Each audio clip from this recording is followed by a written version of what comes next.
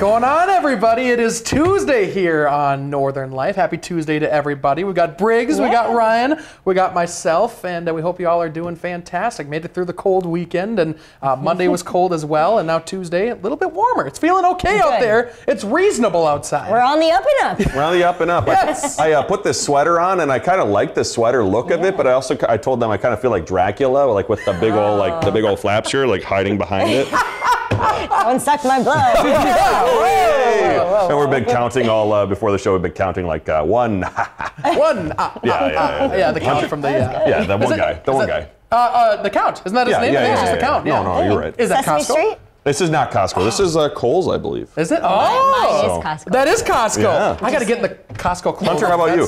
No, this is, I think it's H&B or something like that. H&B? I don't know what it is. Who are you wearing on the red carpet today? Coming up today on Northern Life, Hunter blindfolds me and takes me to the Caddy Shack in Duluth, Lincoln Park area. I got to hit golf balls for the first time in months on the simulator. Plus, we have some fun in one of their other awesome game rooms, too. A lot of options down there. That was a ton of fun. A little taste of the nice weather. After that, we're making a few confessions, including a big one from Hunter about his conduct during a test in the 8th grade. Yeah, you're not going to want to miss that one. Very funny story. It's interesting. For fans of Casey's General Store gas stations, they're launching a search for its first ever Chief Pizza and Beer Officer. The winner will serve as an authority on sampling, research, and pairing Casey's pizzas with the best beer combinations.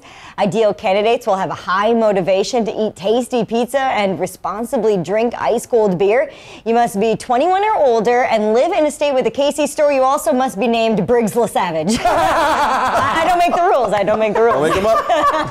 Are you going to risk it all and go do that? Well, I could, because we've got some close Casey's stores too, as Grand Rapids, Cohasset, and Sandstone. Ryan saw. If you want to apply, it's due January 24th. So okay. I wonder what kind of salary this brings in. In addition to the benefits of the pizza. I think it's just free pizza. Could it be like a nightly job too? I remember as a kid, we used to go to Casey's south of the Twin Cities because they had really good cookies. I don't think I've ever had the Casey's pizza. I'm sure it's also very good. It's amazing. Yeah? And their donuts, amazing too. Yes, very good food out there. My grandpa had a Casey's by him, so we'd go there all the time as kids and into our adulthood as well. And I didn't know we had Casey's up here, so that's cool. Yeah. To learn that we have a couple. Yeah, I'm now waiting for Quick Trip to put out something similar. I would like to taste test their products. The call's out there, Quick Trip. The ball's in your court. We'd like to be the chief of a lot of things around here. Well, if you're a member at Sam's Club, it looks like you could be seeing a different checkout option on your next trip. According to the Warehouse Membership Club,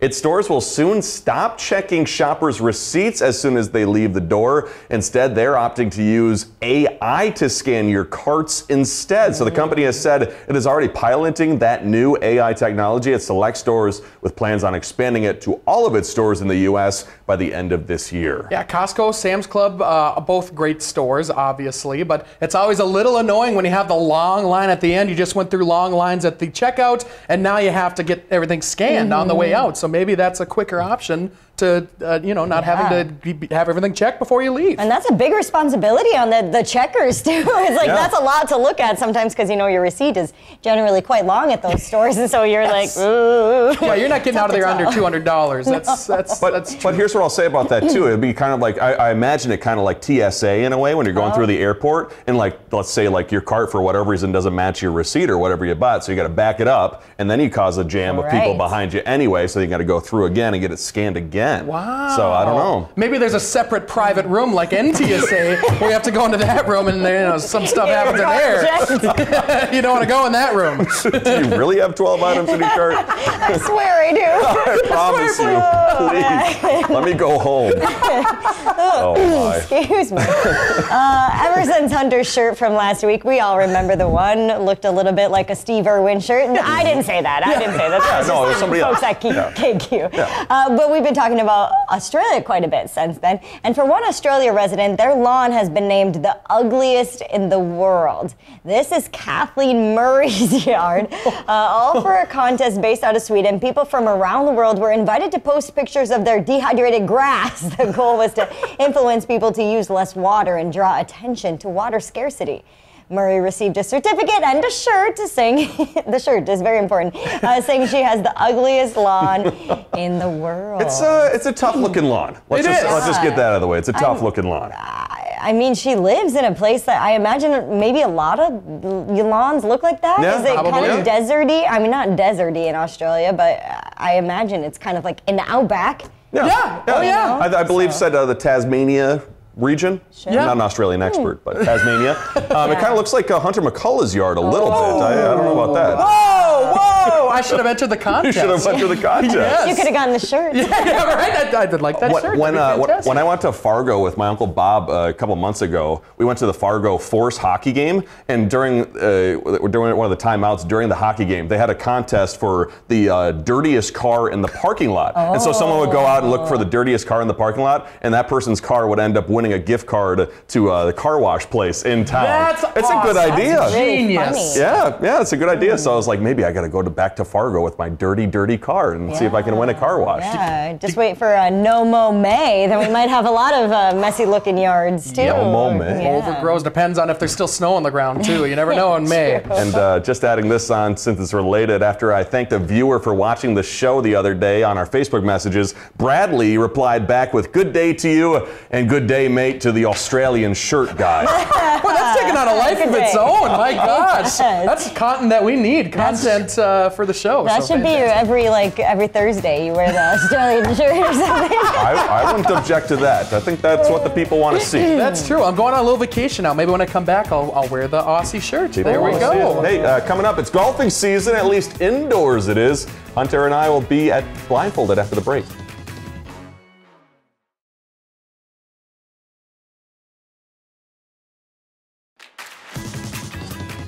In Duluth's Lincoln Park Craft District, there's a family-owned bar that's providing fun for everyone indoors when the weather outside is a little less than enjoyable. Yeah, and for this week's Blindfold, I took Ryan out to the Caddy Shack to help him brush up on his golf game a little bit, practice up for the summer, and we even got to try a few other games on another awesome simulator.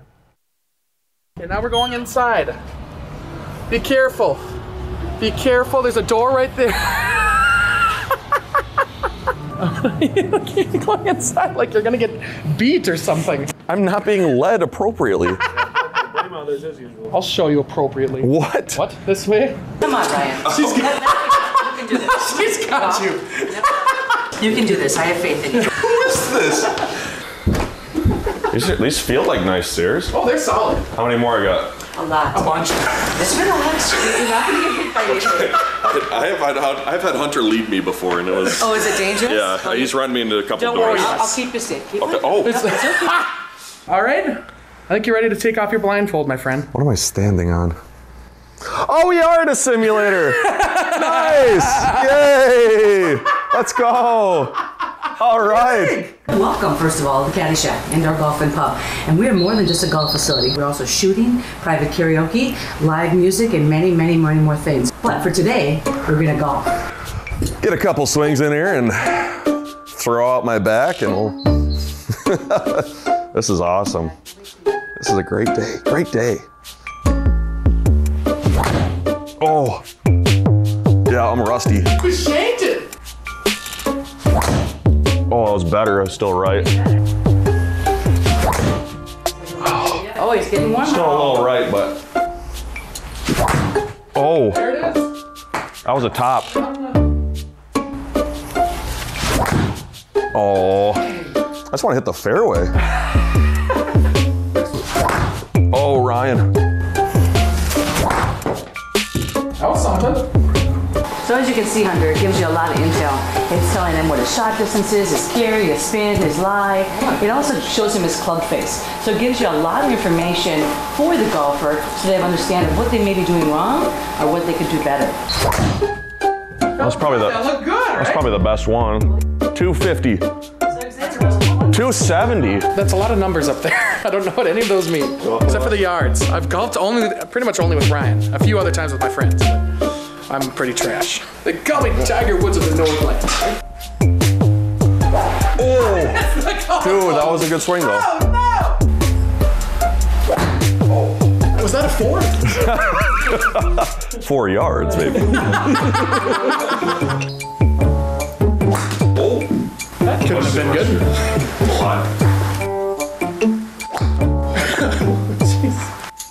That was a good one. There we go.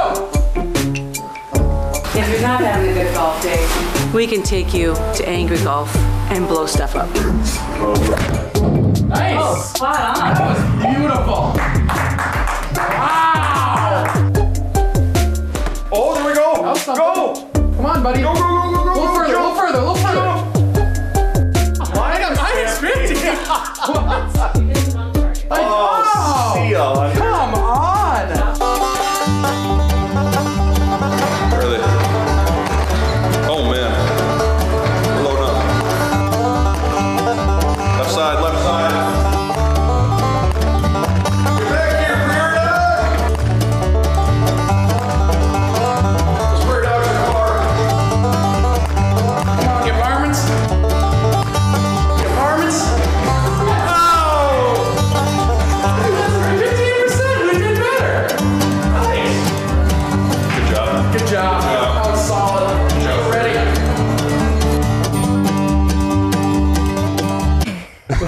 What'd you just say before we came back? I was just wondering if that was the ladies' ugliest lawn in the back of that prairie dog game. It's in Australia. Who knew that? Prairie Dogs Field, yeah, it looked a little dry out there, but it was a lot of fun. So thank you for bringing me there. You know, Yeah. It's been a couple months. I think the last time I golfed was probably October. So what's that been, like 2 or 3 months so Yeah. far? Yeah. My gosh, it's been a minute since I swung a golf club. Always feels so good to do so. Yeah, is that later than normal for you, October, or do you is that typically when golf? Up here, late October, sometimes the Twin Cities. Some of the Twin Cities area ones, since it was so hot, they stayed open till like December. Yeah. Or like southern Minnesota too. Some of those places were open until like early December or mid-December. Yeah. So, but it was a lot of fun. I love doing the simulators for golfers out there or for people who don't golf. You go to the simulator because it shows you how far you hit your clubs. And so when then we go to the course, you say, okay, I know my club, like my 7-iron, is going to go this distance. So it's important to, you know, do a little research. We call it in the lab. You're going to the lab to work on your craft. It's for science. Yeah, it's for science. It's for science purposes. Absolutely. But Hunter and I were playing a different laser game as well. We were saving the world from robots. Yes. So, yep, sadly, a couple hostages got in the way. So It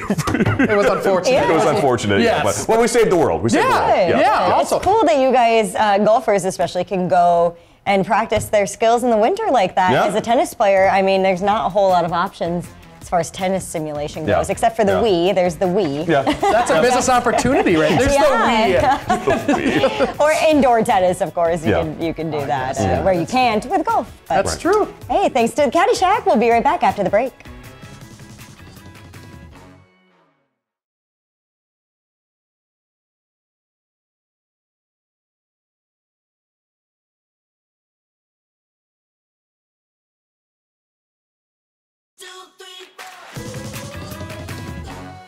Welcome back, everybody, on this Tuesday. We thought we'd fill some time during our show today talking about a few stories from our childhoods. And our first one comes to us from Hunter, who made a confession to me the other day. And so I thought, you know, we probably should just share our own confessions, too, to whatever that may be. So, That's fair. Hunter, how about you explain to the folks at home why you what you told us the other day? Look directly into the camera, Hunter. Confess And what you've done. apologize. Hi, America. How are you doing? Folks at home.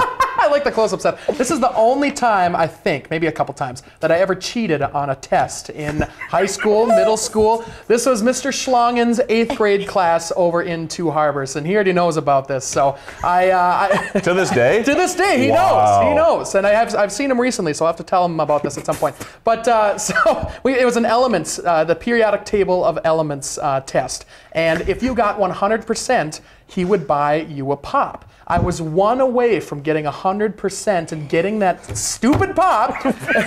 And so I whisper, I've never really cheated before, so I whispered really loud to my friend that was right next to me. I'm like, hey, what? I think it was lead. What is lead's, periodic table symbol? And she's like, and Mr. Schlongen calls me up to the front. He's like, what are you doing? Are you cheating? First off, learn how to whisper. And second off, I was gonna get an A. If I would have just taken the A, I would have been just fine. But I got a B on the test. Don't put this because I on cheated. Mr. Schlongen. This is not blindfolds. True. Calling him out, Mr. Sloggy. What are you He's just doing? trying to have some integrity in his classroom. The fact he gave you a B too, by the way, as opposed to failing you. That was generous. That's he amazing. could have failed me. That's very true. But we had a good rapport. We were relatively. What kind of pop was it for? It was gonna be. Well, it could be anything you want. Oh. So I was gonna choose a Diet Coke. Obviously, I mean, come on. Wow.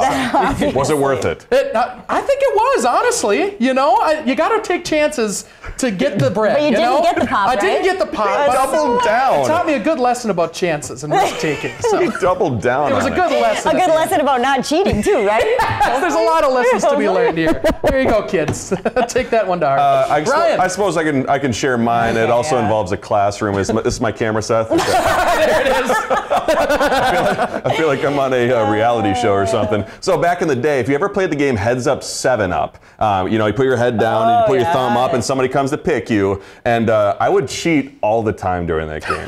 And so the way I would cheat is I would put my head by the edge of the desk. And so I would look for that person's shoes to see what type of shoes they were wearing. And so if I was picked, and then I would look for their shoes, and then the person at the front of the class who picked me, I'd go, I guess I'll go with, and then pick that person. And they were so mad. But I loved doing it because I wanted to be the person that picked. Yeah, that makes sense. You don't want to sit there in front of everybody getting it wrong. So I cheated at Heads Up 7 Up all the time. Like, how does he always get it every single time? That guy's amazing. Yeah, he's a maniac. What about you, Briggs? Do you have a confession? I suppose I do. There's Mom your camera. And Dad. I had a retainer back in like middle school days, and I told my parents that I lost my retainer because the custodian came and cleared the table away, and I had put my retainer in my lunch bag. I was like, it was the custodian's fault. He took it away. I threw it away on him. I know, I'm a horrible. At least not on purpose. No, it was not on purpose. That's true. So but I did blame the poor custodian. Honestly, the having to wear a retainer is always terrible. I still have a permanent retainer at the bottom of my teeth. You do? I had one of those for the longest time. Okay, Not fun. Not fun. So I understand, you know, not wanting to wear the retainer, but I'm glad you didn't throw it on on purpose. Got that off our chest. Yeah. Yep, we're feeling good. We'll let you know what's coming up tomorrow after the break.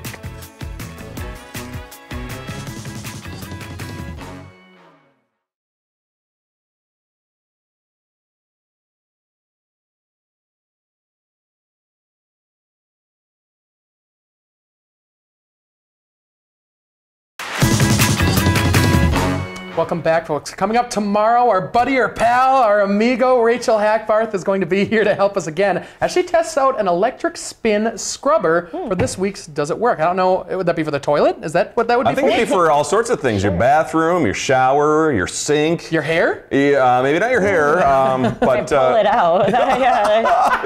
It's scrubtastic, though, clearly. Absolutely scrubtastic. So can't wait for Rachel to explain that to us. Yeah, we also have an important note to share. Hunter's going to be off for the rest of this week, as well as for Monday's show too. So hopefully you have some fun and rest during your time off. That's going to be great. We are going to be sad like this lady here. Well, thank you guys very much. I'm going to miss you guys, of course, for the first couple days. But then, no, we're good. I'm going to miss you guys. It's going to be a lot of fun, though, taking some time off and rest and relaxation and getting all... What is that dog Why doing? does he snoring? The dog is upset. The dog is upset that you're departing for the week. Snarling at Hunter for leaving. Yeah, I think that dog needs a shot or something, a rabies shot. I don't know what the heck was that, but that's not a good dog. No. Well, we hope you have a lot of fun. Thank we you. hope you don't encounter any dogs like that. Have fun, Hunter. I appreciate that. We'll see you in a little bit. But thank you for joining us today. Ryan and I will see you the rest of the week. Find some time to throw a line, or just head outside to unwind. That's the life in the great North Woods. Hike or bike, whatever you like. Get out in the day, enjoy the night. Yeah, we got the life in the great North Woods. Yeah, we got the life in the great North Woods. Yeah, this is Northern Life.